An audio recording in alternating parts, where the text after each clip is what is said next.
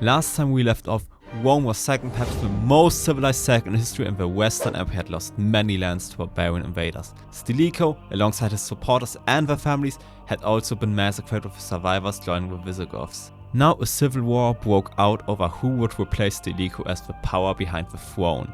In the end, he was replaced by another Flavius as Magister Utriusque Militae, the fully Roman Flavius Constantius in 411, who then also finally crushed Constantine's revolt in Gaul. He would later go on to cuck Honorius, thus saving the empire. That was not clickbait. I'll explain soon enough. Honorius was a weird guy, let's say that much. But unlike what I said prior, it actually wasn't Constantius that replaced Stilicho.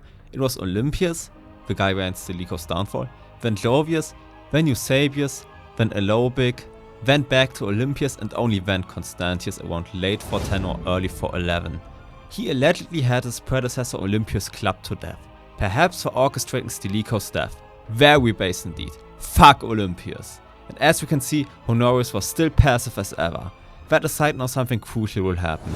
In 409, the barbarian invaders that crossed the Rhine with the Vandals crossed into Hispania, and by 411 partitioned Hispania amongst themselves. This is where last episode ended. This whole affair must have been quite the shock for the inhabitants of Hispania, who had always been safe from barbarian invaders due to not being on the frontier. But Western Rome has truly been going through crisis after crisis since its inception. Not even Hispania was safe, or Africa for that matter. Oh yeah, Africa. Rome's pretty much second most important province right after Italy. It was controlled by the usurper Heraclianus, who was also defeated by Constantius. That's a relief. The grain supply had been saved. But let us talk about this Heraclianus fellow real quick.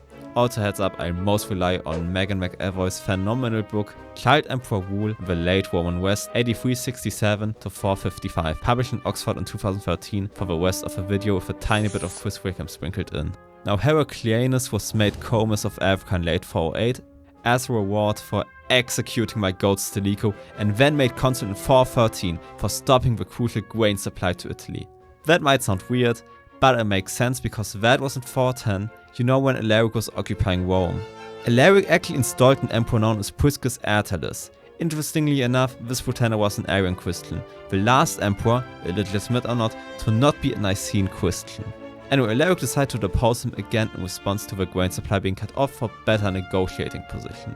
And Heraclianus withheld the grain again in April of 413, long after the Alaric fiasco.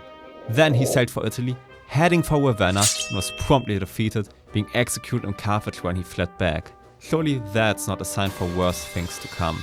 The reasons for his rebellion remain a mystery. Perhaps he acted out of fear for the possibly Stilicho loyalist Constantius and his growing influence. But back to Hispania, the Romans didn't really trust their new uninvited neighbors. Instead, the Romans invited more trustworthy barbarians to Hispania to defeat the West and be a more subservient foederatus. I let you guess which tribe. It's the... Oops, forgot to check my notes. The Visigoths! The guys that sacked Rome! Yes, precisely them, no hard feelings. Alaric died already, so it's alright. They might have been fighting a bit, but Athaulf helped Honorius defeat Clovinus and Sebastianus in 413 and married the emperor's sister, Galla Placidia, in 414, so it was alright. Okay, maybe marrying the emperor's sister pissed off Constantius, who was now a consul, a tiny bit. Power is a competition after all. But that aside, the Goths had been loyalish to the empire over the decades. Sure, they rebelled once or twice, but as long as Rome respected them, they served Rome faithfully enough.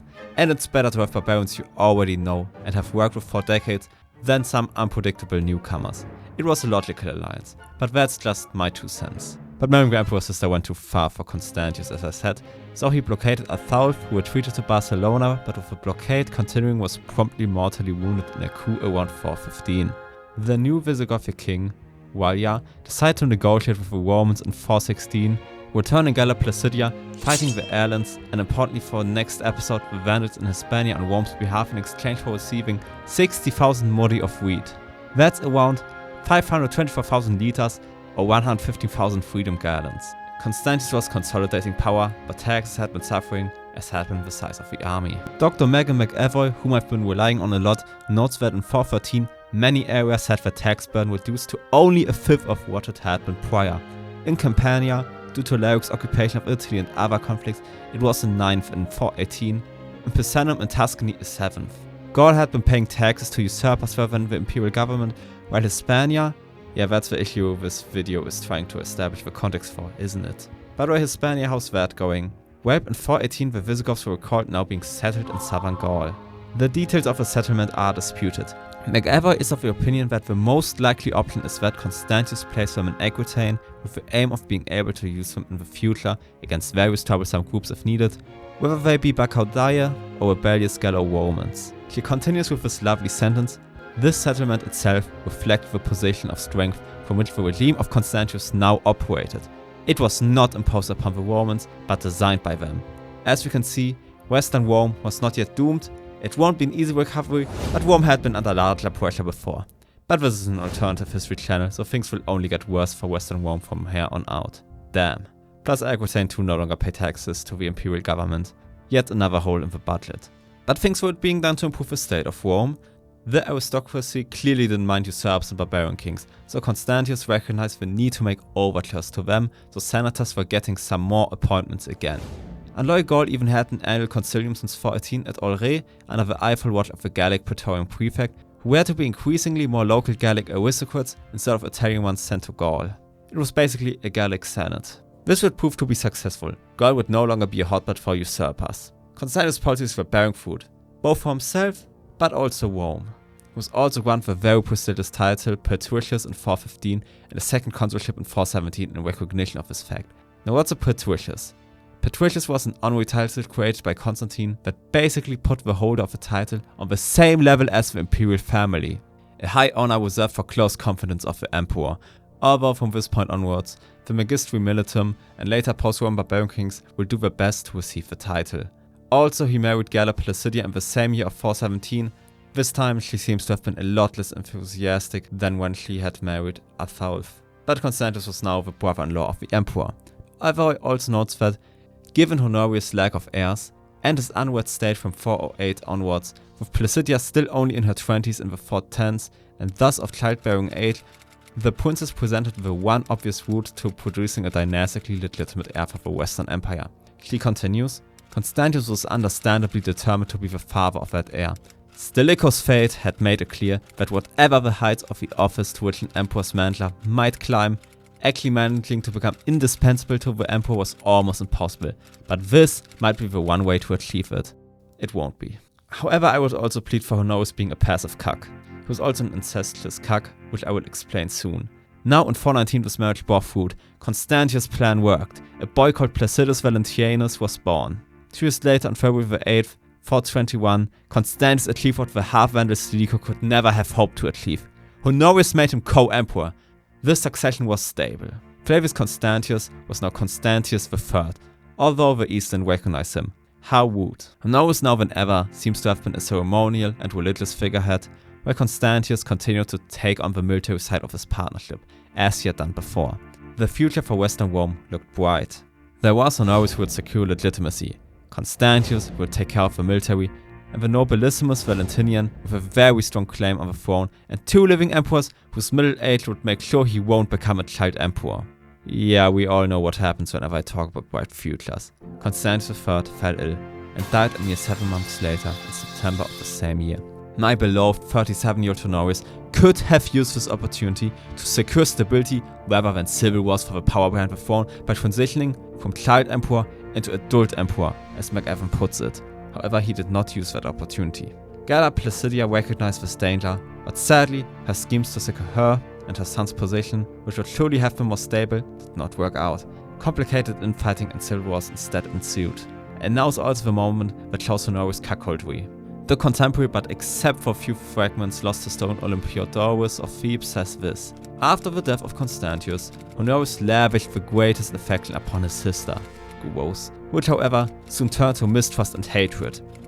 At length, the quarrel became so bitter, as a result of a hatred instead of love, which her brother now felt for her, Placidia, finding herself unable to resist, retired with her children to Constantinople. Basically, he tried to fuck his sister, whom he had to agree to being married off against her will, and I guess then also his will, and she was then forced to flee to Constantinople when his love turned to hatred.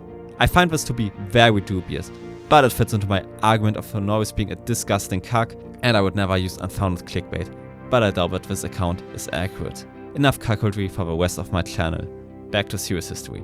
Yeah, we can say that Galla Placidia, a little Valentinian, they were sent into exile to Constantinople in late 422 or early 423. Her enemies turned the emperor against her by, among other things, blaming the Visigothic guard, he actually still had him from a time as Visigothic queen, for riots in Ravenna, the imperial capital.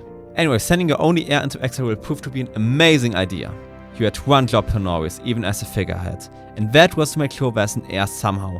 But he was only 39, so I guess I can cut him a tiny bit of slack. He still had some time. He reportedly died of dropsy on 15 August 423. There was a short interregnum where Joannes was put into power by Castinus, the chief opponent of Galla Placidia, who initiated the smear campaign against her. But Valentinian's cousin, Theodosius II of Eastern Rome, did not accept this and initiated a war against Joannes to put the 5-year-old Valentinian on the throne. He won out, installing young Valentinian III as emperor on the 23rd of October 425. Soon, more people will fight over control of the young Valentinian. The Gaul-based atheists will come out on top, coming to terms with Galla Placidia, but this is where I'll end this episode. It was not really an existential crisis so far, but this is important context for next time, when we'll talk about the man that killed Rome. Not Odoacer, no, but rather Gaiseric of the Vandals. Without this man, Western Rome might have fallen far later. More about him and the rise of the Vandals next time.